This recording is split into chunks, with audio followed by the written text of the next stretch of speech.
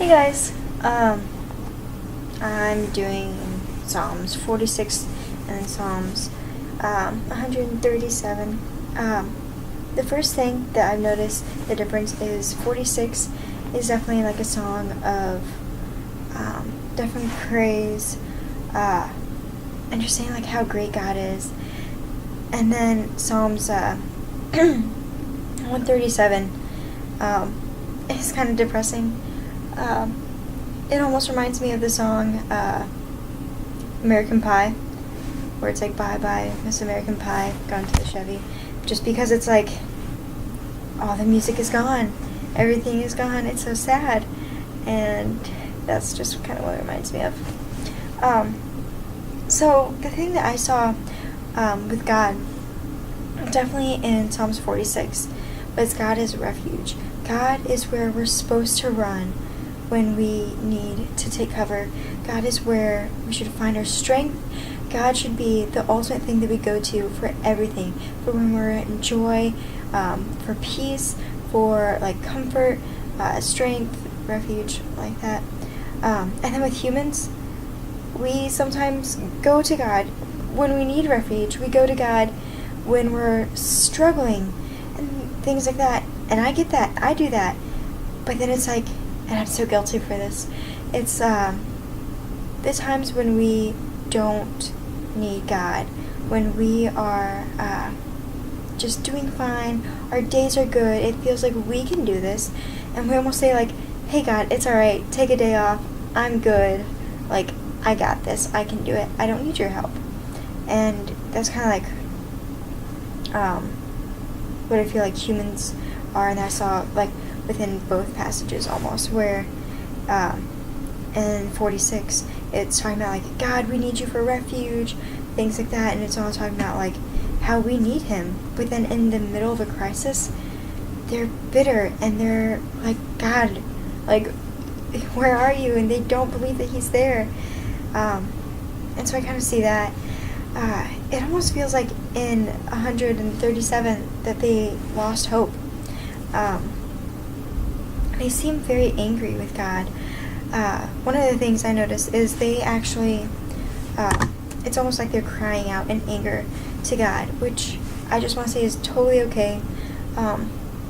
Like, one of the people, I bring my mom into these things a lot, but I like my mom. She has good things to say. But my mom once told me that she argues with God a lot. And I remember being a little girl, I was like, you can't argue with God. That's like me arguing with you. Like, that's not acceptable. God says what he says, and that's it. You don't, like, there's no begging for anything. So that's kind of what I thought. And I was almost kind of like the people. I was like, you don't argue, like, you don't do this, but then yet you still get angry and you get bitter. But God's like, yeah, tell me what you're feeling. And my mom would always tell me, like, Erica, when you're mad, like, tell me. Even if you're yelling at me, I want to know what's going on.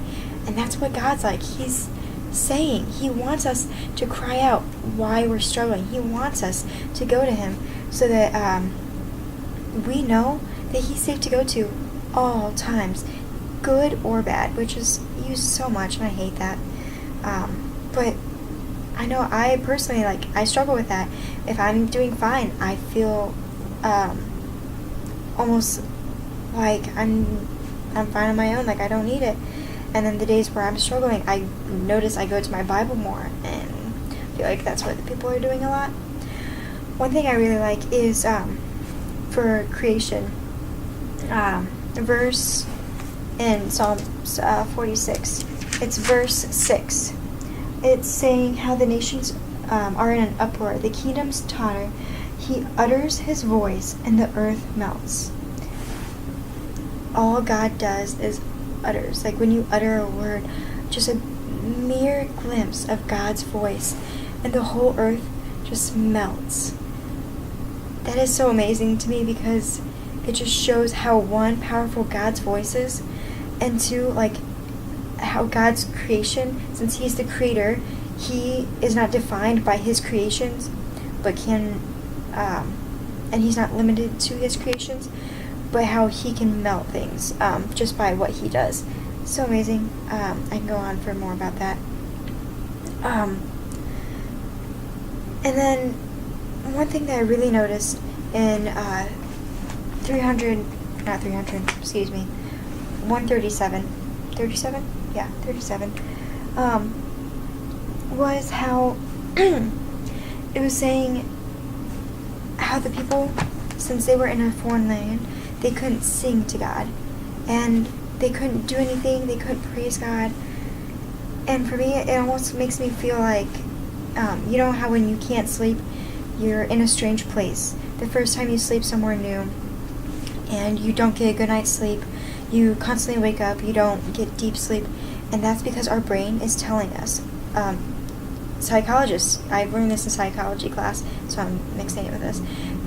Our brain tells us, like, hey, this is not where I usually am, this is not home, something like you're in a different environment, be on alert, like, do not be calm. And so one thing about that is that they couldn't almost worship because they didn't feel comfortable. One, I think you should worship wherever you go, that's a different point, but the fact that they didn't feel at home, they didn't feel content, because Babylon is not a place that they should have been. Babylon's a place that they should have been witnessing to, but not where they should have been engulfed in. So that's one of the points for that. And then,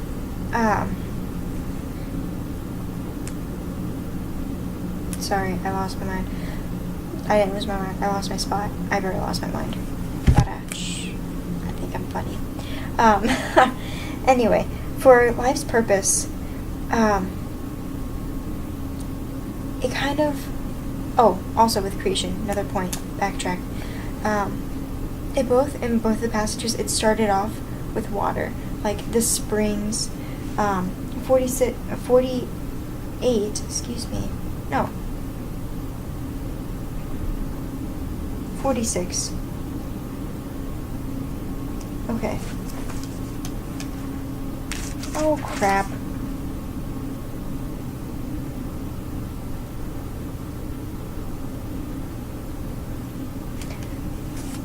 I'm so dyslexic. Oh my goodness. Okay, I found it. Don't worry. Oh, my brain hurts. I'm sorry, guys. Anyway. 46. Not 48. Or 49. Anyway, I'm sorry for that little moment. It starts off with how God is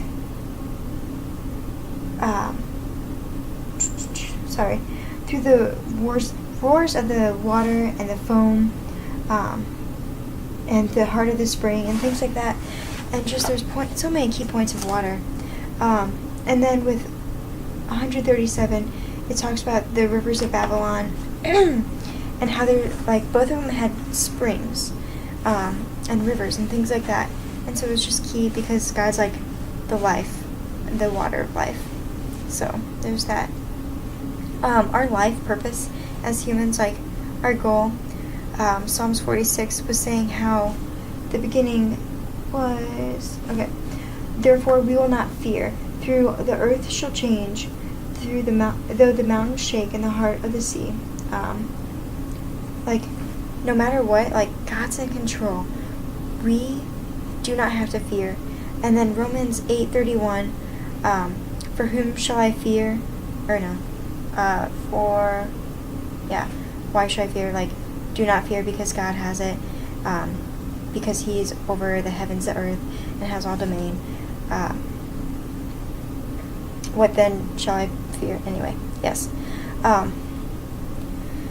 So there's that. Also, one of the things that really struck out, and that's prior to the New Testament that relates to this one, is Hebrews 13, I want to say either 7 or 8. I want to say it's 8. For God is the same God of yesterday, today, and tomorrow. Which, because here it's saying like how the earth will change and how everything's going to change, but God is consistent. God is the same. He will not change. Which is so important why the churches need to be the same. That's a whole nother point. And then with Psalms 137, it's talking like the main thing is like, when we don't praise and when we don't worship our God, we can lose who we are. And it's so important that no matter what we do, we worship Him through every little aspect that we do, so that we don't lose a sense of who we are, because who we are is how we perceive God, and we don't lose a sense of who God is, more importantly. So thank you for bearing with me. It's not even that late. I'm just dyslexic and my brain hurts. So thank you. Bye-bye.